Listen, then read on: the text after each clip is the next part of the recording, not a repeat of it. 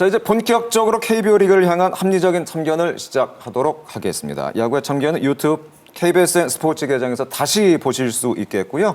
댓글로 함께 참견할 수 있다는 점도 알려드리겠습니다. 그리고 여러분이 참견하고 싶은 주제가 있으면 댓글로 남겨주십시오. 저희가 검토 이후에 참견 주제로 저희가 선정하도록 하겠습니다.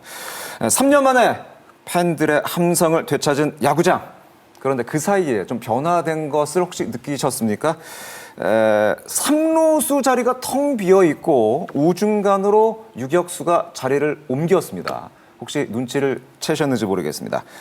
그래서 준비한 이번 주 주제는 바로 야구의 참견 세 번째 주제, 바로 이겁니다. 네가 왜 거기서 나와? 시프트가 노래를 했어야 되나요? 노래를 했어야 되나요? 네가 거기서 왜 나와? 이거 아니에요? 그러니까 이게 제가 너무 건조하게 대신 노래 불러서 노래 잘하시네요. 한 번 더 해드려?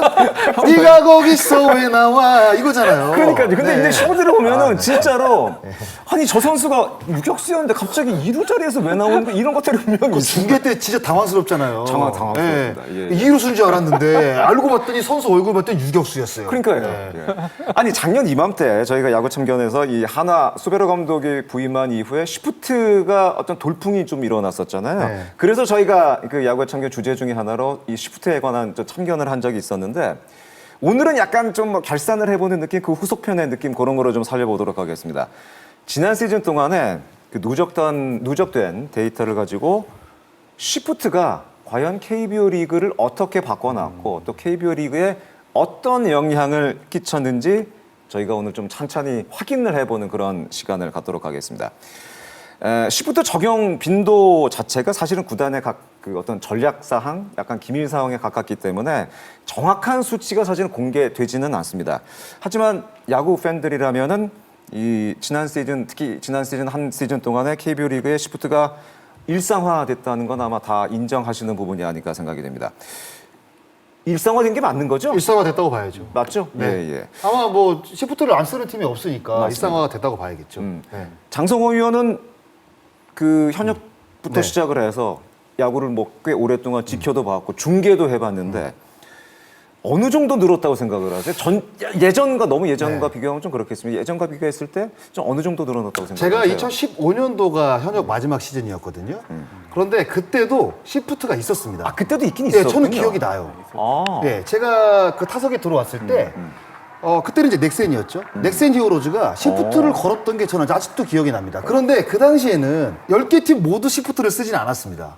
네, 10개의 팀 모두 쓰지 않았고 제가 기억나는 거는 진짜 대표적으로 히어로즈가 좀 썼던 것 같아요. 히어로즈가. 예. 아하. 그리고 이제 7년이 지났잖아요. 제가 은퇴한 지가 이제 7년이 네네네네. 됐으니까 네. 지금 같은 경우에는 뭐 10개 팀 모두 다 쓰고 있죠. 예, 그리고 미국에서도 보면 불과 5년, 6년 전만 하더라도 시프트가 뭐 5천에서 6천여 회 정도밖에 안 됐는데 지금은 거의 10배가 늘어났습니다. 10배요? 6만 회 정도가 1년에 시프트로 좀 수비 위치가 이제 변경이 된다고 하더라고요. 상당히 그러니까 많이 그만큼 늘어났네요. 그러니까 KBO 리그도 사실 일본 야구보다는 미국 야구를 모토로 삼고 맞습니다. 좀 받는 경우들이 굉장히 많잖아요.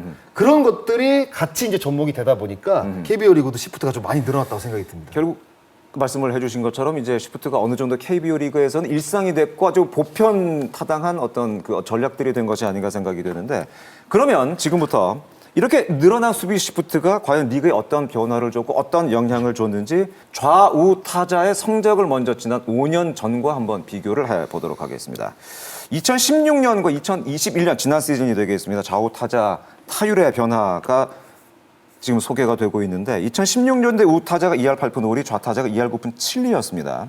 21년도 지난 시즌에 2할 5푼 5리의 우타자, 좌타자는 2할 6푼 5리, 3푼 그리고 3푼 2리가 좌우 모두에서 떨어졌습니다. 사실은 이 기록만 놓고 보면 좌우 타자 기록이 모두 떨어졌기 때문에 이걸 과연 시프트로 이해할 수 있을까라는 의문점이 들기도 하고 그냥 투수가 잘 던졌나? 네. 타자가 못 쳤나? 정도라고 생각을 할 수가 있는데 다음 기록을 보시면은 약간 생각이 달라질 수도 있을 겁니다. 흥미로운 기록이 하나 소개가 되는데 바로 인플레이 타구의 비율 바빕의 변화가 되겠습니다. 자, 2016년도와 지난 시즌의 바빕의 변화를 한번 확인해 보시기 바라겠습니다. 2016년도 우타자 바빕이 3할 1푼 9리였습니다. 좌타자가 3할 4푼 7리, 지난해 2할 9푼 7리로 떨어졌고 좌타자는 3할 1푼 1리로 떨어졌습니다. 퍼센테이지로 따져보면은 우타자가 6.9%, 약 7% 정도 떨어졌고 좌타자는 10.4%가 떨어졌습니다. 확실히 좌타자의 밥입이 우타자에 비해서 조금 더 떨어졌다는 네. 것을 확인할 수가 있습니다. 이거를 쉬프트의 영향으로 추론해 볼 수 있을까요? 어떻게 보세요? 네, 일단은 좌타자의 타율이 지금 특히 이제 BA, BIP, 바빕 같은 경우가 우타자와 차이가 많이 나잖아요. 이거는 분명히 충분히 유의미한 그런 기록이라고 볼 수 있고요. 특히 좌타자 가운데서 당겨치는 타자들은 이제 시프트의 그물망에 걸리고 있다라고 표현이 될 정도로 지금 이거는 사실 저도 좀 놀랐던 게 타율도 그렇지만 지금 BA, BIP 같은 경우는 굉장히 유의미한 기록인 것 같고요. 시프트의 영향이 지금 있기 때문에 이거는 아주 의미 있는 기록인 것 같습니다. 결국 어느 정도 요 기록만 놓고 바비만 놓고 봐도 시프트가 좌타자에 특히 좌타자에 네, 어느 맞아요. 정도 영향을 끼쳤다라고 평가해 볼 수 있는데 메이저리그도 기록을 찾아보니까 확실히 타율도 타율이었습니다. 바빕의 어떤 비율이 더 많이 떨어진 것을 확인할 수 있었는데 어쨌든 시프트의 주 목적은 좌타자를 겨냥한 거라고 봐야 되겠죠. 그 좌타자 힘 있는 타자들이죠. 아하. 네, 힘 있는 타자들. 우타자보다 좌타자에게 시프트가 더 강하게 걸리는 이유는 결국에는 1루 송구 거리가 짧기 때문에. 아. 1루 송구 거리가 짧기 때문에 2루수가 약간 우익수 쪽에 가더라도 타자 주자를 잡아낼 수 있다는 그 송구 거리 때문에. 그런데 반대로 이야기하면 우타자가 나왔을 때는 사실 메이저리그도 걸리긴 걸립니다. 시프트가 걸리긴 걸리는데. 작년 KBO에도 우타자한테 시프트가 네, 많이 걸었어요. 갔었습니다. 네. 거는데 진짜 확실하게 걸진 않아요. 그러니까 야수 3명이 3루간에 배치가 되는 거는 정말 몇몇 선수들 빼놓고는 그렇게 강한 시프트를 걸지 않습니다. 그러니까 결국에는 왜 그러냐? 공을 잡더라도 1루 쪽에 송구가 길기 때문에 그리고 1루수가 시프트를 이제 강하게 걸게 되면 1루 베이스. 1루 베이스가 비잖아요. 1루 베이스 그런 때문에. 것 때문에 그렇죠. 예. 아무래도 이제 리그에서 우타자보다는 좌타자에게 그리고 힘 있는 좌타자에게 아무래도 시프트가 많이 걸리다 보니까 이제 타율도 떨어지고 바빕도 떨어지고 뭐 이런 자연스러운 현상인 것 같습니다. 그 야구가 원래는 좌타자에게 이 왼손에게 굉장히 유리한 스포츠다 이런 얘기를 많이 했었는데 점점 야구가 좌타자한테 어려운 스포츠가 돼가고 있는 것 같습니다. 맞아요. 네. 그만큼 어떻게 보면 뭐 연구도 많이 했다는 생각이 드는데 어때요? 진짜 실제로 선수들 만나보면 특히 좌타자들 만나보면은 야구 너무 힘들어졌어요. 그런 얘기 좀 하나요? 어떻습니까? 근데 먼저 제가 빨리 그만뒀잖아요. 시프트 생기기 전에 일단 잘 그만둔 것 같아요. 아니 근데 어떻게 생각을 하세요? 뭐 시프트가 만약에 있을 때 선수 생활을 계속했으면 좀 떨어졌을 것 같으세요? 어떨 것 같으세요? 떨어졌을 겁니다. 왜냐하면 제가 그 제 안타에 그 퍼센테이지를 한번 찾아봤어요. 그러니까 좌측, 진짜? 오. 좌측으로 26.4%, 중견수 쪽에 32.3%, 2,100개 안타 기준입니다. 우측으로 41.3%거든요. 그러면 저도 사실 현역 때 어떤 이야기를 들었냐면 스프레이 히터라는 이야기를 맞죠. 간혹 들었습니다. 스프레이였죠. 네. 예. 그런데도 불구하고 우측으로 당겨치는 타구가 생각보다 많았어요. 그러면 결국에 지금으로 빗대어서 이야기를 해보면 스프트의 권리 확률이 그만큼 높은 거예요. 그래서 제가 빨리 잘 그만뒀다고 말씀을 드리는 겁니다. 그만뒀네요. 망신당하기 전에 더 빨리 잘 그만둔 것 같아요. 스나이퍼 별명 없어질 뻔했네. 그러니까요. 네. 아니 선수들도 실제로 그 취재하니까 선수들도 이제 그런 얘기 많이 하죠. 저도 이제 좌타자 인터뷰를 해보면 네. 그 최근에 이제 발사각도 얘기 나오잖아요. 그 선수들이 발사각도 띄우려고 하는 이유가 바로 시프트 거기서부터. 때문에 이게 출발을 하는 거고요. 특히 지금 저도 이제 통계를 하나 뽑아본 게 2012년에 10명 중에 3명이 왼손 타자였는데 2021년 작년에요. 43%가 좌타자예요. 오. 그러니까 지금 이제 앞으로 2명 중에 1명 정도가 왼손 타자 시대를 맞이하는 거예요. 우리나라 우투자타가 지금 너무 많거든요. 많죠. 맞습니다. 그러면 이 왼손 타자를 올가매는 시프트 이거 엄청난 영향을 미치고 있고요. 물론 은퇴 잘하셨지만 지금 그만큼 우투자타의 범람이기 때문에 이 시프트는 뗄래야 뗄 수 없는데 또 특이한 게요. 이게 이거는 이제 통계인데 국내 왼손잡이는 단 5%래요. 순수 일반인. 처음부터 예. 그러니까 저 같은 순수 왼손잡이. 네, 왼손잡이시죠. 네네. 일반인 가운데서는 10명 중에 1명도 왼손잡이가 별로 없는 거예요. 근데 우투자타는 결국 의도된 거라는 건가요? 만든 거기 때문에 근데 2명 중에 1명 지금 43%니까 100명 중에 43명이 왼손 타자 시대를 맞고 있는 한국 프로야구이기 때문에 이 시프트라는 거는 이거 혁명적인 발명품이에요, 진짜. 어마어마한 앞으로 좌타자에게 영향을 더 줄 수도 있다는 얘기가 되겠는데 아까 그 장성호 위원이 왜 스프레이 히터 얘기를 하셨잖아요. 이 장성호 위원처럼 아주 타구를 뭐 골고루 뿌려대는 스프레이 히터 유형들보다 사실은 시프트의 더 큰 목적은 힘 있는 좌타자들 그렇죠. 특히 네. 잡는 게 사실은 그 어떻게 보면은 시프트의 주요 목적이라고 볼 수가 있겠는데 그래서 저희가 기록을 하나 더 찾아봤습니다. 좌타자들이 과연 어떤 변화가 있었는지를 좀 더 살펴봤는데 그 중에서도 좌타자 중에서도 순장타율 탑 10의 선수들이 지난 2년 동안에 어떤 결과를 낳았는지 그 기록을 저희가 살펴봤습니다. 그 기록을 함께 보시죠. 지금 보이는 순서 그 10명의 선수들은 그 좌타자 그 좌완 거포들입니다. 네네네. 순장타율로 순서를 매긴 그런 선수들이 되겠고 이 선수들의 타율의 변화를 살펴보도록 하겠습니다. 먼저 표가 지금 보이는데 오른쪽에 타구의 속도 표가 나오고 있습니다. 숫자가 나오고 있습니다. 이 숫자를 지금부터 찬찬히 살펴보시면은 확실히 타구의 속도가 그 전보다 줄어들었습니다. 네. 2020년과 비교를 했을 때 결과가 되겠습니다. 타구의 속도 자체가 줄어들었습니다. 그러나 이 중에서 평균 타구 속도가 5km 이상 떨어진 선수는 이거를 시프트라기보다는 부상과 부진의 영향 아니겠느냐라는 어떤 가설을 세워서 두 선수는 제외를 했습니다. 그 선수가 바로 라모스와 최용우 선수가 되겠습니다. 따라서 8명의 선수로 한번 기록을 통해서 시프트의 변화를 시프트에 따른 어떤 변화를 추론을 해보도록 하겠습니다. 가운데 타율 부분이 지금 물음표로 비워져 있죠. 타구의 속도는 줄어들었는데 과연 이 8명의 좌완 거포들의 타율의 변화는 어떻게 됐을까요? 굉장히 궁금한데. 좀 대충 예상이 되세요? 아니면 빨리 볼까요? 빨리 보는 게 좋을 빨리 것 볼까? 같습니다. 알겠습니다. 빨리 보는 게 좋을 것 같아요. 자, 네. 그러면은 이 8명의 좌완 거포들의 타구의 속도는 확실히 줄어드는데 타율의 변화는 어떻게 됐는지 지금부터 한번 보시겠습니다. 자, 파란색으로 표시된 선수들이 타율이 떨어진 선수들입니다. 붉은색이 오른 선수들입니다. 오른 선수는 3명의 선수가 있습니다. 8명의 선수 가운데 3명의 선수가 타율이 오히려 올랐습니다. 김재환, 강백호, 그리고 노진혁 선수입니다. 차이점이 뭐가 있었을까요? 타구의 속도가 대부분이 다 조금씩 줄어들었습니다. 근데 어떤 선수는 타율이 올랐고 어떤 선수는 타율이 떨어졌습니다. 어떤 이유였을까요? 아무래도 좌타 거포들이니까 좌측에 안타가 많았던 거겠죠. 네. 그 부분 말고는 사실 이 부분을 설명할 길은 저는 없다고 봐요. 김도환 기자는 어떻게 네, 저도 추리해 볼까요? 결국은 밀어친 타구가 나오고 있기 때문에 김재환 선수, 강백호 선수가 지금 타율이 좋아진 것 같고요. 노진혁 선수도 좋아졌나요? 맞습니다. 그리고 노진혁 선수가 특이한 게 이제 그렇습니다. 평균 타구 속도에서 나성범 선수 같은 경우는 지금 변동이 없잖아요. 그렇죠. 그런데 타율이 이렇게 많이 떨어진 거로 봐서는 시프트에 잡아먹히고 있는 것 같은데요. 의식을 그렇죠. 분명히 했다. 네. 그렇죠. 그리고 이제 땅볼이 좀 많아졌다는 거겠죠. 3할 2푼 4리 때는 그래도 뜬공이 많았는데 2할 8푼 1, 2로 깎였다는 거는 산진이 많아지면서 땅볼이 이제 많았기 때문에 시프트에 이제 걸렸다는 얘기가 되겠죠. 네. 그럴 것 같습니다. 두 분은 어쨌든 시프트의 영향도 있었고 네. 좀 오른 타자들은 밀어친 타구가 많을 것이다라는 추리를 해주셨는데 시청자 여러분 과연 어떻게 추리를 하셨는지 궁금한데 자, 그 네. 비밀을 한번 볼까요? 네, 보시죠. 비밀은 역시 두 분이 예상을 한 대로 타구의 방향이었습니다. 역시 타구의 방향이었습니다.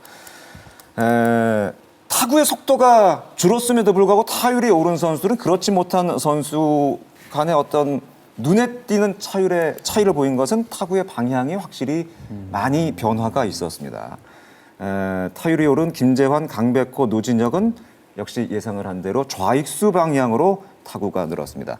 좌익수 방향으로 타구가 늘었다. 역시 밀어쳤다. 네.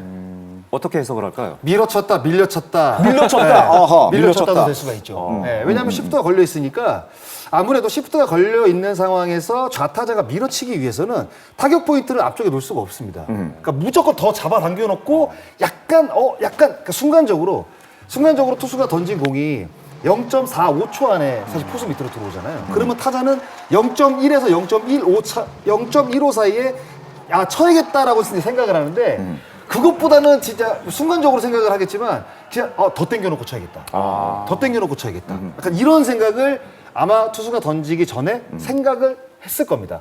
그렇지 않으면 좌측으로 타구가 나오기가 어려워요. 파르난데스 같은 경우가 아마 그런 비슷한 예가 아닐까 생각이 드는데 타율도 떨어졌는데 오히려 페르난데스는 좌익수 방면으로 타구가 늘어나서 이거는 시프트를 의식을 좀 했다는 얘기가 될 수도 있지 않을까요? 그렇죠. 어떻게 보세요? 그런데다가 이게 페르난데스 선수 같은 경우는 배트가 있으면 좋은데 페르난데스 선수는 페르난데스 선수는 이게 타격폼을 유심히 보시면 그러니까 대부분 선수들이 좀 좋지 않은 선수들은 왼손이 빨리 돕니다. 그러니까 백끝이 빨리 돌죠. 이렇게 빨리 돕니다. 그럼 타구가 아무래도 이제 1, 2루간 쪽으로 가는데 페르난데스 선수는 어떤 타격폼이냐? 앞쪽으로 쏠려도 손이 먼저 나오지 배트 끝이 먼저 나오진 않습니다.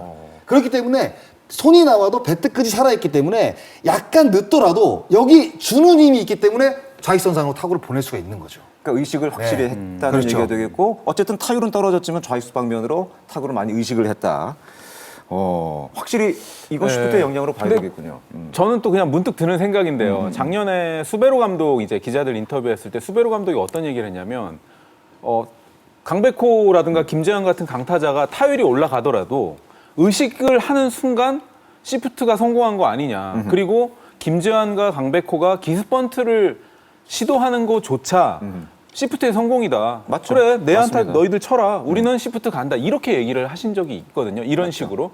그래서 제가 봐서는 여기서 보니까 페르난데스 같은 경우는 타율이 지금 너무 떨어져가지고 이 뭔가 지금 시프트에 잡아먹히는 것 같은데도 좌익선상에 또 타율이 이 포르티진 또 늘어나고 그렇죠. 이 상충되는 면도 있고요. 생각해 볼 게 굉장히 좀 있는 수치인 것 같아요.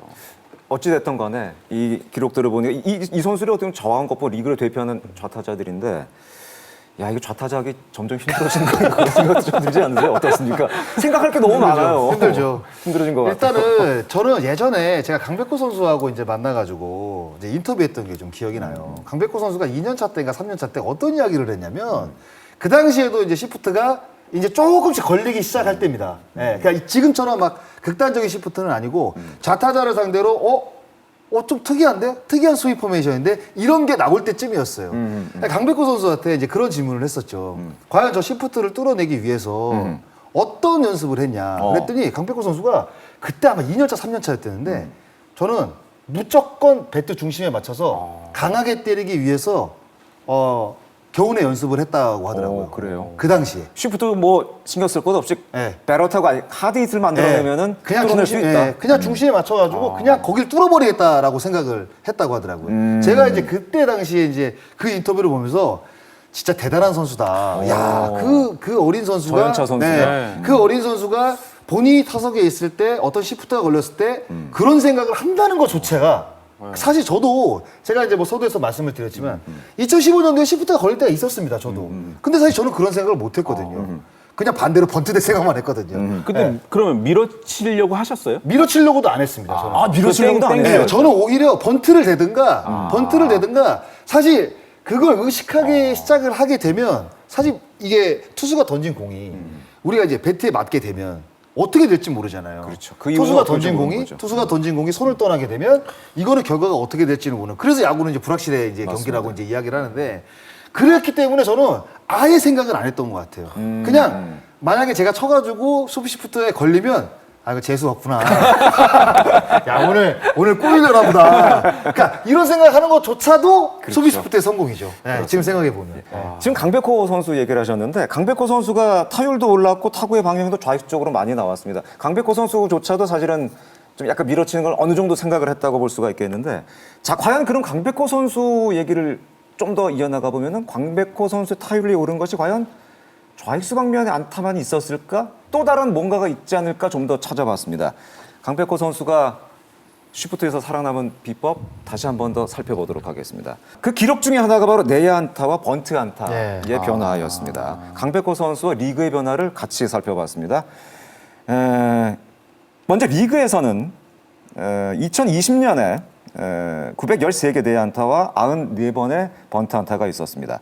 그 가운데 21년도는 996번의 내야 안타와 그리고 147번의 번트 안타가 있었습니다. 번트 안타가 확실히 많이 늘어났죠. 엄청 많이 늘었네요. 강백호 선수 역시도 마찬가지였습니다. 그러네요. 아까 번트 얘기를 하셨는데 내야 안타 강백호 선수가 20년에 11개 됐고 번트 안타를 1개 됐는데 21년에는 15번과 6번으로 확실히 비율이 늘어났습니다. 네. 어떻게 보면은 강백호 선수는 아까 말씀한 하드hit도 마찬가지였고 밀어서도 쳤고 또 다른 시도도 또 역시 했다는 거죠. 자, 번트 안타 6개는 조금 놀랐고요. 그렇죠. 작년 사직에서 벌어졌던 경기였는데 두 타석 연속 강백호 선수가 이렇게 번트를 대고 그렇죠. 이제 기억납니다. 안타를 만드는 기억나요. 기억나시죠? 네, 기억나요. 저도 이제 사실 기억이 나는데 그러니까 내안타가 많아졌던 이 부분은 확실히 수비 시프트를 이제 좌타자들에게 이제 하게 되면 수비가 이제 와르르 한쪽으로 이제 치우치게 되잖아요. 맞죠. 그러면 의식적으로 반대쪽으로 치지 않아도 그냥 평범한 땅볼이 될 것들이 이제 내안타가 되는 아마 그런 경우들이 많기 때문에 내안타가 늘어났다고 생각이 들고 6개가 사실 이게 번트 안타로 늘어났다는 이 부분은 확실히 강백호 선수가 이게 상대방이 수비 시프트를 걸었는데 번트 안타를 딱 만들게 되잖아요. 그러면 얼마나 통쾌하겠습니까? 반대 입장에서는 얼마나 약이 오르겠어요. 네. 그런 것들도 아마 생각을 했을 겁니다. 이 강백호 선수는 굉장히 영리한 선수이기 때문에 단순하게 내가 번트를 대서 안타를 만든 다음에 1루로 출루한다 그걸로 끝나는 게 아니라 상대방의 어떤 그 심적인 부분까지도 상대방의 어떤 그 덕아웃의 분위기까지도 저는 생각한 사실 번트 안타라고 생각을 해요. 진짜 야구를 크게 아마 생각을 했을 겁니다. 그렇게까지도 해석이 네. 가능하고. 김도환 기자는 강백호 선수의 내안타, 번트 안타 늘어난 거에서 어떻게 보셨어요? 저도 이 통계는 지금 처음 봤는데요. 야, 이거 강백호 선수가 정말 영리하다. 저는 또 그렇게 느꼈고요. 한편으로는 여기 좀 통계는 없지만 강백호 이정우 선수는 진짜 그 속된 말로 넘사벽이다 이렇게 좀 생각이 드는 게 예. 지금 미국에서 아메리칸 리그가 10년 동안 네. 왼손 타자 타격왕이 없어졌어요. 야, 그래요? 지금 미국이 좌타자들을 시프트로 다 잡아먹고 있어가지고 크리스 데이비스 선수는 은퇴 선언까지 했잖아요. 맞아요. 그 사실 시프트 영향이 한 70%가 넘게 있어요. 그러니까 미국 야구가 왼손 타자 지금 왼손 거포 살리기 위해서 뭐 별의별 맞아요. 그걸 하고 있는데 한국 프로야구는 그래도 이정우와 강백호 이 두 명이 이 자존심 왼손 타자의 자존심을 살리고 있는 게 아닌가. 두 선수 모두 다 우투 좌타잖아요. 맞습니다. 그 시프트를 깨고 있는 두 선수가 위대해 보입니다.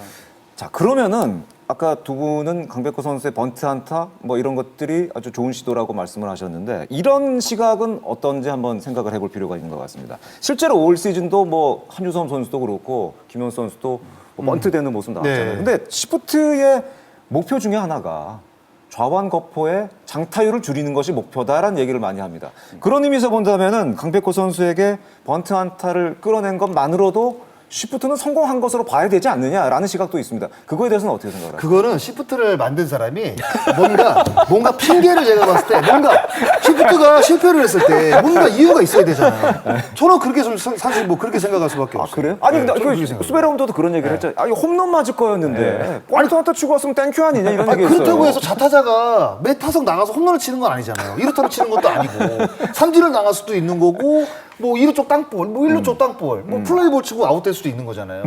근데 이거는 제가 봤을 때 뭔가 시프트를 합리화시키기 위한 약간 명언처럼 저는 그렇게 사실 생각을 하거든요. 그래요? 네, 저는 사실 그렇게 생각해요. 김상 기자는 어떻게 생각하세요? 저는 반반인데요. 예. 수베로 감독의 의견도 좀 일리가 있지 않나 그런 생각도 좀 해봅니다. 그렇죠. 예. 어쨌든 장타자를 상대로 그냥 단타로 끝난 거니까 네. 성공했다고 볼 수가 있겠는데 그러면은 도대체 시프트는 성공이 어디까지인지 그걸 한번 좀 저희가 생각을 해봐야 될 거. 아까 뭐 위축만 돼도 못 된다. 아니 번트 돼도 성공한다 이렇게 얘기를 하는데 첫 번째 기준을 저희가 한번 생각을 해보시죠. 거포가 시프트를 보고 타석에서 부담을 느끼거나 생각이 많아지기만 해도 성공이다. 두 번째 더 나갑니다. 그래서 풀스윙이 아니라 디스번트를 내거나 맞추는 스윙을 한다. 그러니까 자기 스윙이 아니라 그냥 시프트를 의식해서 가벼운 스윙으로 한다. 그러면 성공한 거다. 세 번째, 아니다. 실제로 친 타구가 시프트 방향으로 정확하게 가서 그게 아웃까지 돼야지 그제서야 성공이 된 거다. 세 개 중에 기준이 너무 좀 약간 어려운가요? 세 개 중에 어떤 게 시프트의 성공 기준이라고 생각을 제가 하세요? 그럼 세 가지 중에 네네. 간단하게 1, 2번을 제가 설명을 해드릴게요. 거포가 시프트를 보고 타석에서 부담을 느끼거나 생각이 많아지면 해도 성공이다. 아니 그런 얘기 많이 하잖아요. 야구를 잘하는 홈런을 많이 때리는 타자들은 그런 부담 갖지 않습니다. 부담을 갖지 않는 경우들이 훨씬 많아요. 레벨이 있는 타자들은 네. 이미 상관치게 않습니다. 두 번째, 오케이. 그래서 풀스윙이 아니라 기스번트를 내거나 맞추는 스윙을 해야지 성공이다. 그렇게 타석에 들어가는 타자 한 명도 없어요. 네. 일단 배럿하고 하드잇을 생각을 한다. 아니 좌타자가 딱 들어가는데 시프트가 걸려있다고 해서 반대로 칠까 밀어칠까 아니면 이렇게 오는 거 톡 대고 뛸까 이렇게 생각하는 타자 없어요. 자기가 갖고 있는 스윙을 하려고 타자들은 노력을 하지 어허. 시프트가 아무리 세게 걸려 있어도 그걸 의식하지는 않습니다. 의식을 할 필요도 없고요. 예, 저도 사실 뭐 시프트에 걸린 상황에서 타석에 들어갔을 때 아 반대쪽으로 뭐 툭 대고 뛰어야지 이런 생각 한 적 없거든요. 예, 오히려 진짜로 뭐 건방지게 들릴지 모르겠지만 어느 정도 레벨이 있고 에버러지가 나오는 선수들은 오케이 한번 걸어봐라. 내가 막 뚫어버리겠다 저거. 그런 생각으로 들어가지 오히려 반대쪽으로 뭐 사실 타자들이 특히 우타자들은 사실 밀어서 치는 게 좀 가능합니다. 예, 확률이 확실히 자타자보다 높아요. 왜냐? 리그에 우투수들이 많기 때문에. 우투수들이 많잖아요. 그리고 거기서 던지는 빠른 공이라든가 특히 이제 우투수가 우타자 몸쪽으로 승부하는 조수가 그렇게 많지 않습니다. 거의 대부분 바깥쪽 던지고 슬라이더 던지지 그러면 그쪽으로 치잖아요. 예. 근데 좌타자 같은 경우에는 지금 무슨 얘기 하다 말이지? 아니 근데 시프트 때문에 은퇴하셨어요. 오늘 뭐 굉장히 뭐 한국인 것처럼 시프트에 대해서 굉장히 시프트 연구 많이 때문에 했네요. 은퇴하신 것 같아요. 그것 때문은 아닌데 확실히 이 리그에서 좌타자들은 그런 부분에 대해서 그렇게 신경을 크게 안 씁니다. 예. 그냥 스윙도 그러니까 옛날에 테드 윌리엄스가 그랬잖아요. 이게 시프트가 처음 생겼을 때 그래 시프트 걸어봐라 난 넘기면 되니까. 근데 진짜 좌타자들은 좀 힘 있는 좌타자들은 그런 생각하고 타석에 들어갑니다. 뚫어버린 된 생각을 하지. 뚫어버린다. 예, 거기에 대해서 의식을 별로 안 합니다. 근데 한 2번 정도 시프트에 걸렸어요. 네. 그럼 생각에 좀 변화가 오지 않을까? 네? 생각에 좀 변화가 오지 아 않을까? 오늘 2번 재수없구나. 아 오늘 2번 운이 없구나. 아, 진짜로? 네, 그렇게 생각을 하지. 그거를 뚫으려고 뭐 번트대고 이런 거 사실 안 합니다. 아, 그래요? 네. 김도환 기자는 아니, 어떻게 저는 생각해요? 그냥 팬의 입장에서 야구를 이렇게 관전하는 입장에서 이대호 선수가 이제 우타자 시프트가 걸렸다고 해서 기스펀트 된다? 아, 물론 볼거리는 되겠죠. 그런데 예를 들어서 뭐 김재환, 강백호가 기스펀트 된다? 아니 근데 번트를 해서 어떤 성공을 시킨 사례가 있으니까. 그러니까 내안타가 됐지만 네. 이 팬들의 입장에서는 홈런 타자들이 기스펀트 되는 게 괜찮나요? 약간 좀 뭐 볼 그렇게 때는 뭐- 김 빠지는 네. 것들이 있죠. 그럴 수 그 이제 시프트의 어떤 유무 어떤 그 얘기는 잠시 후에 그럼 그 얘기는 이어가도록 하죠. 네, 그러니까 저는 지금 그러니까 단계에서는 저는 그러니까 세 번째예요. 네, 네. 네. 그러니까 시프트가 이제 효과적이라고 말하는 게 실제로 친 타구가 옮긴 시프트 방향으로 가야지 전성. 가해 성공이다. 전제 조건은 투수의 제구력이 좋아야겠죠. 그렇겠죠. 시프트의 전제 조건은 네. 투수의 제구력이 좋아야 됩니다. 근데 어쨌든 지금 저희가 나온 어떤 기록들을 살펴봤을 때 분명히 좌타자에게 어느 정도 영향을 준 거는 틀림없는 사실인 것 아, 같습니다. 그럼요. 네, 분명히 시프트가 영향을 준 거는 사실인 것 같습니다. 여기까지는 일단 타자들에게 준 영향 뭐 이런 것들을 저희가 살펴봤는데 과연 그 수비적으로는 이 시프트가 과연 어떤 영향을 줬는지 지금부터는 좀 살펴보도록 하겠습니다. 뭐 아시겠습니다만 리그에서 가장 적극적인 시프트를 펼친 팀은 수베로 감독 이 부임한 이후에 하나 이글스, 지난해 하나 이글스가 되겠죠. 그럼 수베로 감독 부임 전후를 비교해 봤을 때 수비의 효율이라든가 수비의 변화는 어떻게 나타나는지 그 기록을 한번 살펴보도록 하겠습니다. 먼저 DER을 살펴보도록 하겠습니다. 2020년과 21년 두 해를 딱 비교해 보면 답이 나올 것 같습니다. 20년에 DER, 수비 효율을 뜻하는 DER이 한화가 20년에 6할 6푼 8리 8위였습니다. 그러나 지난해 6할 9푼 1리로 2위로까지 많이 올라갔습니다. 사실 네. 수비 효율이 많이 좋아진 것은 틀림없는 사실이죠. 시프트의 어떤 효과라고 볼 수가 있겠죠. 예, 그렇죠. 이 DER이라는 게 사실 이제 바빕의 상대적인 개념인데요. 맞죠. 뭐 맞습니다. 삼진, 볼넷, 몸에 맞는 공, 홈런 빼고 그 나머지 공을 수비수들이 얼마나 효율적으로 처리했느냐를 이제 DER이라고 하는데요. 8위에서 2위. 그러니까 지금 국내에서 작년에 두 번째로 수비가 좋았던 구단이 됐기 때문에 수베로 감독이 시프트는 과학이라고 했거든요. 그 과학이 또 이렇게 증명을 하고 있는 거라고 볼 수 있고요. 최근에 제가 조성환 코치한테 들은 얘기인데요. 하나 이글스의 그 하드한 수비 시프트를 보고 밀어치는 타자, 약간 밀려치는 타자가 등장하니까 올 시즌에 지금 조 코치의 말에 따르면 하나 이글스가 조금 소프트하게 거는 거로 바꿨다고 합니다. 강한 시프트 말고. 예. 그리고 이제 강하게 걸었다가 안타가 되면 투수나 야수 쪽에서 영향이 조금 있죠. 불만까지는 아니지만 말들이 나왔다고 해요. 그래서 이제는 조금 덜 걸어보자라고 해서 조정하고 있는 그 단계라고 하니까요. 어쨌든 하나 이글스가 지금 획기적인 수비 시프트로 성공을 하고 있다고 봐야 될 것 같습니다. 근데 이 하나 이글스의 어떤 특징 중에 하나는 물론 강한 시프트도 있었습니다만 내야수들이 그만큼 잘 받쳐줘야 되고 따라와줘야 되는 것 중에 하나인데 그러다 보니까 멀티 포지션 얘기가 좀 나오고 있어요. 네. 그거에 대해서도 좀 약간 좀 비판적인 시각을 갖고 있는 분들도 분명히 있습니다. 너무 많은 것을 요구하는 것 아니냐라는 얘기도 분명히 있어요. 그러니까 이게 저는 이제 멀티 포지션을 좋아하지 않습니다. 네. 그러니까 왜냐하면 특히 경험이 사실 많지 않은 선수들이 수비 나가서 자기 할 것도 바쁜데 그러니까 이 수비 시프트 때문에 막 옮겨 다니면서 그러니까 이게 사실 수비 시프트가 그러니까 좌타자를 잡아내는데 굉장히 좋지만 이게 수비하는 입장에서는 뭔가 자기 자리가 아니기 때문에 굉장히 불안해할 수가 있거든요. 특히 이제 젊은 선수들 같은 경우에는 자기 포지션에 나가도 워낙 긴장을 하다 보니까 수비를 제대로 할 수가 없는데 결국에는 멀티 포지션을 본다는 거는 수비치가 완전히 바뀐다는 얘기잖아요. 그렇죠. 그러면 오히려 더 젊은 선수들에게는 저는 마이너스라고 생각이 들어요. 네, 그래서 조금 이제 멀티 포지션을 가져가기 위해서는 조금 이제 경험이 많은 선수 그리고 이제 시프트에 대해서 완벽하게 좀 이해가 된 선수들이 아무래도 이제 수비하는 게 조금 더 편하다고 생각을 합니다. 네. 그 롯데가 마차도 선수 포기했잖아요. 그 네. 이유 중에 하나가 이제 시프트 때문에 뛰어난 능력의 뭐 유격수가 과연 필요하겠냐 그런 얘기도 좀 있었잖아요. 어떻습니까?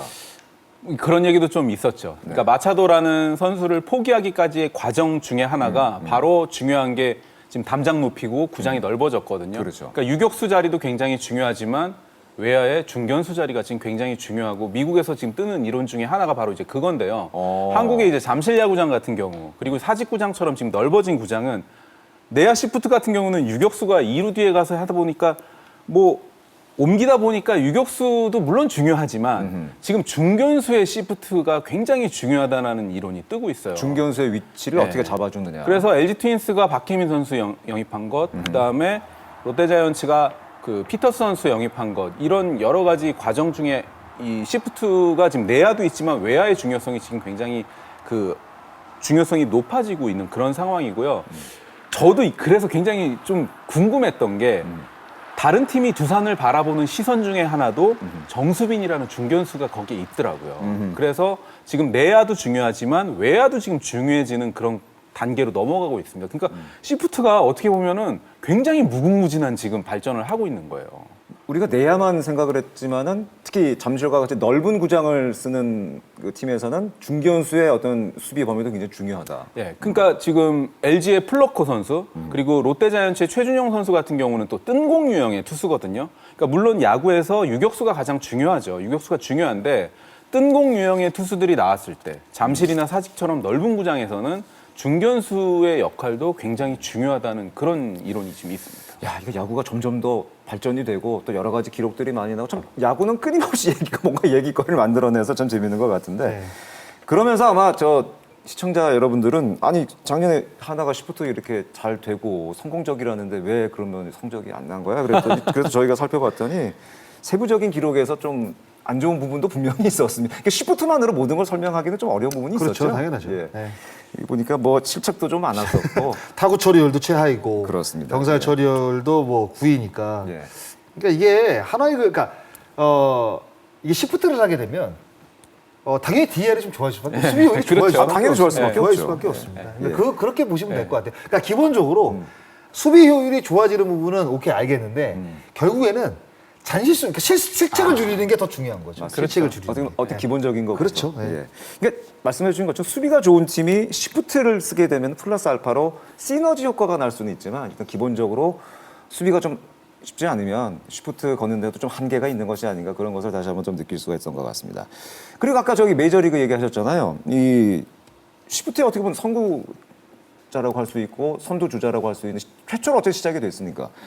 근데 시즌 초에 들려왔던 얘기가 내년부터는 메이저리그에는 시프트 금지시키겠다 이런 얘기가 나오고 있습니다. 어떻게 생각하세요? 이게 굉장히 그 논란이 지금 아직도 많이 나오고 있습니다. 예, 이미 봄에 선수 노조가 합의를 한 거로 저는 알고 있고 이미 합의까지? 됐습니다. 합의됐어요. 그래서 이제 내년 뭐 조만간 이제 금지가 될 것 같은 분위기거든요. 근데 거기에서 나왔던 모토는 야구의 본질로 돌아가자예요. 그런데 제가 봐서는 그 이면에는 결국은 시간 단축이 있지 않나. 그런 시간 단축 효과. 왜냐하면 지금 경기 시간 줄여야 되는 것 때문에 미국도 그 팬들을 젊은 팬들을 많이 뺏기고 있거든요. 다른 종목에. 그러다 보니까 수비 시프트 옮기는 시간조차도 줄이고 싶어 하는 게 지금 메이저리그의 흐름인 것 같습니다. 그러니까 지금 그 수베로 감독이 작년에 좀 보여줬던 하드한 시프트 그런 거를 금지시키겠다는 그렇죠. 건지. 그러니까 2루 베이스를 중심으로 양쪽에 지금처럼 1루와 2루가 있어야 되고 3루와 유격수는 2루 베이스를 못 넘어갑니다. 그 시프트죠. 그러니까 최근에 이제 메이저리그가 이제 극단적인 시프트라는 게 사실 유격수가 2루수를 넘어가느냐 안 넘어가느냐 그 차이거든요. 그렇죠. 그게 이제 넘어가게 된 거예요. 2루 쪽으로 유격수가 넘어가게 되면 극단적인 시프트고 넘어가지 않으면 그냥 일반적인 시프트입니다. 이제 그거를 이제 메이저리그에서 막는다는 얘기죠. 그런데 이 시프트에 대해서 지금 미국에서 나오는 얘기는 어떤 부분이냐? 아까 이제 뭐 경기 단축 시간 이제 말씀하셨는데 점수가 사실 많이 나지 않는다고 해서 그런 부분도 분명히 있는 데다가 지금 보라스의 입김이 통한다는 얘기가 있어요. 그러니까 보라스가 사실 보라스가 좌타자만 보유하고 있나요? 그러니까 고객들 중에 굉장히 많죠. 대표적인 선수가 뭐 브라이스 하퍼인데, 그러니까 앞으로 뭐 FA 되는 선수들 좋은 좌타자들을 이제 갖고 있는데 이 좌타자들이 이제 자꾸 시프트에 걸리면 타율도 떨어지고 사실 안타도 많이 치지 못하면 뭔가 이제 타점도 손해를 보다 보니까 보라스가 입김을 넣어가지고 이 수비 시프트를 극단적인 수비 시프트를 없앤 게 아니냐. 뭐 이런 이야기도 지금 나오고 있습니다. 참 여러 가지 얘기들이 많이 나오고. 근데 보라스는 그 정도의 능력을 그리고 그 정도의 그 메이저리그 장악력을 갖고 있는 에이전트이기 때문에 이거는 굉장히 설득력이 있는 이야기예요. 근데 기본적으로 지금 시프트를 금지하겠다는 이유 중에 하나가 첫 번째는 시간 단축이고 두 번째는 야구가 재미가 없어졌다. 그렇죠. 그러니까 뭐 흔히 얘기하는 뻥 야구만 되는 거 아니냐, 큰 것만 노리는 야구 되는 거 아니냐 이런 야구가 있는데 그 두 부분 특히 이 뻥 야구만 나오는 거 아니냐에 대한 생각은 어떠세요? 야, 저도 저도 그러면 야구가 재미가 없어지는 건가요? 이거 이제 작가님이 저도 사흘 전에 이 질문을 주셔가지고 3일 동안 3일 내내 생각한 건 아니고요. 3일 동안 이렇게 오며 가며 생각을 해봤는데 시프트를 금지하는 게 맞는 걸까? 아니면 지금 놔둬야 되는 수비수들도 뭘 해야 될 거 아닙니까? 이게 규제하는 게 저는 결론을 못 내리긴 하겠는데요.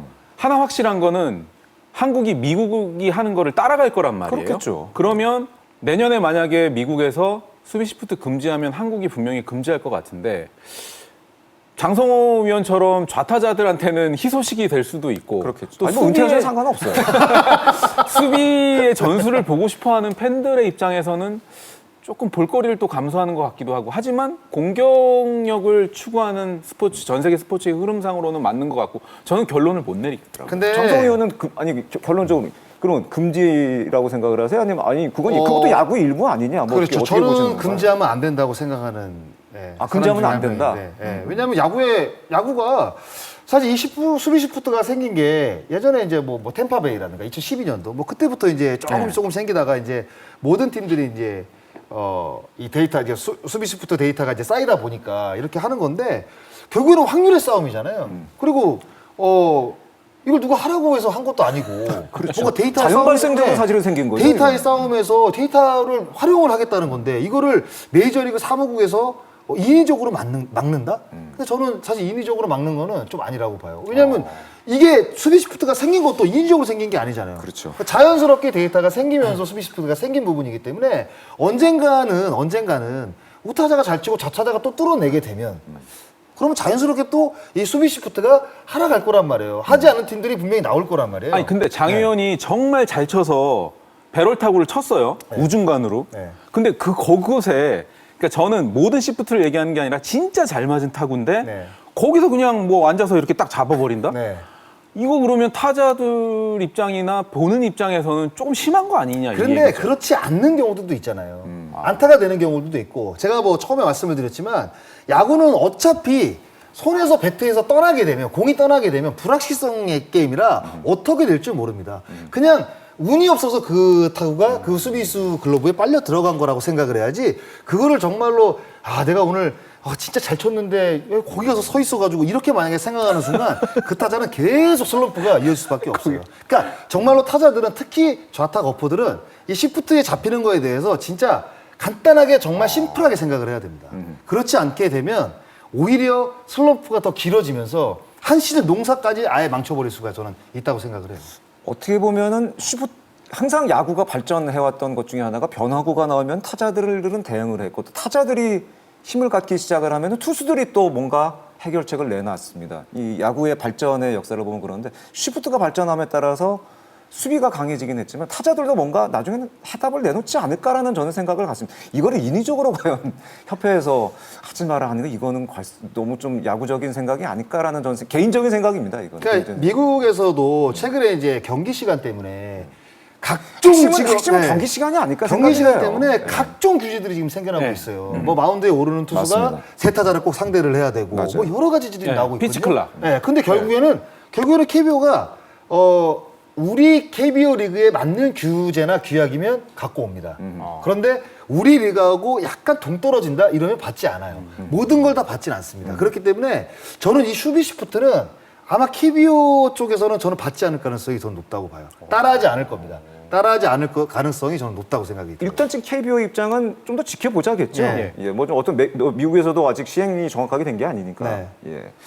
이 과연 어떤 KBO는 결론을 내리고 과연 우리 KBO 리그에서도 시프트를 앞으로 볼 수 있을지 좀 궁금해지기는 하는데 이 시간 단축이 참 가장 큰 화제이고 화두인 것 같습니다. 이게 근데 그 과정에서 시간 단축을 위해서 내린 결정들 이런 것들이 오히려 또 팬들의 반발을 사기도 하고 또 여러 가지 또 논란들을 많이 만들어내기도 하는데 KBO가 좀 이런 부분도 지금 이 시프트에 관한 부분도 좀 고민을 좀 많이 해야 될 것 같습니다. 그럼 마지막 질문 드릴게요. 마지막 질문. 지금 시간이 굉장히 많이 흘러서 너무 얘기가 좀 열띠게 진행이 되다 보니까 어떻게 하시겠어요? 내가 감독이면은 시프트 무조건 하드하게 가겠다. 금지 뭐 되는 건 모르겠는데. 제가 감독입니다. 네. 사인 한번 내고 가겠습니다. 사인 한번 하고 가시죠. 저는 할 것 같아요. 무조건 해야 된다. 하는데 저는 사실 KBO 리그의 이게 수비 시프트를 보면 사실 우타자에게 그렇게 많이 걸지 않습니다. 박병호 선수한테 가끔 걸고요. 그렇죠. 최종 선수에게도 그렇게 걸는 것 같지는 않아요. 그런데 진짜 이 좌타자 힘 있는 타자가 나오게 되면 거의 대부분 맞습니다. 시프트를 걸거든요. 맞습니다. 저도 딱 그걸 따라갈 것 같습니다. 그러니까 그 정도만? 저는 좌타자 힘 있는 좌타자에게만 시프트를 쓰고 우타자에게는 쓰지 않을 것 같아요. 예. 저는 딱 그런 식으로 수비 시프트를 이용을 하겠습니다. 시프트가 처음에 생긴 것도 일단 좌타자, 좌완 네. 거포가 목표였으니까. 네. 예. 김도환 기자는 저도 뭐 당연히 써야죠. 이거 언제 금지될지 모르는데 당연히 써야 되는 것 같고요. 지금 한국 프로야구 흐름 자체가 지금 롯데자이언츠가 또 굉장히 상승세에 있는 이유가 롯데가 10개 구단 가운데 지금 거의 유일하게 우타자가 지금 중심 타선을 대부분을 포진을 하고 있어요. 맞아요. 그러니까 나머지 구단 같은 경우 지금 뭐 LG, SSG 이런 데는 왼손 타자 일변도의 타선이 지금 질비하거든요. 두산 베어스 마찬가지고요. 그러니까 지금 왼손 타자 같은 경우는 수비 시프트가 잡아먹기 굉장히 좋은 시스템으로 돼 있기 때문에 제가 감독이면은 저는 당연히 이건 이용해야 될 것 같고요. 근데 저는 진짜 오늘 장 의원이 마치 시프트 연구소에서 나오신 것 같은 그런 느낌까지 드는데 이게 금지되면 또 어떻게 될까 이런 생각도 사실은 좀 들어요. 왜냐하면 미국이 하면 안 될 거라고 말씀은 하셨지만 우리나라도 검토할 수도 당연히 검토할 하겠죠. 가능성이 검토하겠죠. 있거든요. 네. 이게 근데 볼거리 같기도 하고 좀 그렇습니다. 저는 볼거리라고 생각합니다. 볼거리라고 생각합니다. 저는 볼거리라고 생각을 해요. 이게 자기가 좋아하는 좌타자가 타구가 잡히는 건 아쉽지만 저도 사실 굉장히 이 수비 시프트가 극단적인 수비 시프트가 처음 나왔을 때 굉장히 신기하고 재밌고 사실 이 시프트에 대해서 설명하는 게 굉장히 신나하면서 설명을 했거든요. 저도 신났는데 보시는 분들도 아마 이 시프트를 굉장히 재밌게 유심히 관찰할 가능성이 저는 있다고 봐요. 예, 그래서 없애는 거는 미국이 없앤다고 해서 KBO 리그를 없앤다? 사실 그 길을 따라갈 필요는 저는 없다고 생각을 합니다. 그러면 이거는 대본에도 없는 얘기고 제가 개인적으로 궁금해서 한번 두 분께 질문을 드려보겠습니다. 시프트가 만약 계속 존재를 한다면 좌타자 시대는 끝난 걸까요? 야구는 좌타자가 유리한 스포츠란 얘기를 많이 합니다. 네. 아까 김도환 기자가 우투좌타 의도적으로 좀 많이 양성이 되고 있다라는 얘기도 했는데 그러면 시프트가 계속 성행이 된다면 좌타자 시대는 좌타자가 점점 야구하기 힘든 세상이 되는 걸까요? 힘든 세상이 지금 됐죠. 시프트 이미 때문에. 됐다. 예, 됐는데 저는 이 시프트도 결국에는 좌타자들이 해답법을 찾아낼 거라 생각합니다. 찾아낼 것이다. 네. 그러니까 왜냐하면 스트라이크 존 처음에 이제 바뀌었을 때 투수들이 절대적으로 유리할 거라고 얘기를 했어요. 그런데 결국에는 타자들이 다 이겨냈습니다. 이겨낼 것이고요. 그리고 예전에 그 공인구 반발력 때문에 그 타자들이 힘들어하는 시기가 있었잖아요. 그럼 결국에는 타자들이 뭐 공인구 반발력 또 늘린 것도 있지만 결국엔 또 이겨냈습니다. 그러니까 결국에는 스타트는 투수가 유리하지만 마무리는 타자들이 항상 이겼어요. 네. 저는 그래서 타자들은 이 수비 시프트를 저는 뚫을 수 있는 방법을 글쎄요, 얼마나 걸릴지는 모르겠지만 그렇게 오래 걸리지도 않을 겁니다. 찾아낼 것이다. 예, 찾아내고 제가. 그 해법을 분명히 레벨이 높은 타자들이 해법을 제시할 거라 생각합니다. 모든 좌타자들이 장스나 같지는 않다는 건 아시죠? 알죠? 네. 좋은 아니, 얘기였습니다. 리그에 또 좋은 좌타자들 많으니까 해법이 분명히 나올 겁니다. 오늘 참 시프트에 대한 여러 가지 얘기 많이 했던 것 같습니다. 두산 고영민 선수가 처음 2루 포지션을 벗어나서 우익수 방향으로 몇 걸음 옮겼을 때만 하더라도 이익수라는 신조어가 나왔었고 아주 뭐 충격적이었었죠, 그 당시에. 하지만 10여 년이 지난 지금 이제는 시프트는 일상이 된 것 같습니다. 이 마무리 투수도 강한 2번도 야구 처음부터 있었던 것은 분명히 아니었던 것 같습니다. 누군가가 승리를 위해서도 고민하고 용기를 내서 새로운 변화를 시도한 결과가 아닐까 생각이 되고 우린 그런 사람들을 선구자라고 부릅니다. KBO 리그에도 실패를 두려워하기보다는 과감하게 도전하는 팀, 지도자, 선수가 더 많아지기를 기대하겠습니다. 오늘 두 분과 함께 아주 신나게 참견했습니다. 오늘 두 분 말씀 대단히 감사합니다. 고맙습니다. 야구의 참견은 다음 주에도 야구의 팬이라면 꼭 참견하고 싶은 주제로 다시 돌아오겠습니다. 함께해 주신 여러분 고맙습니다. 안녕히 계십시오.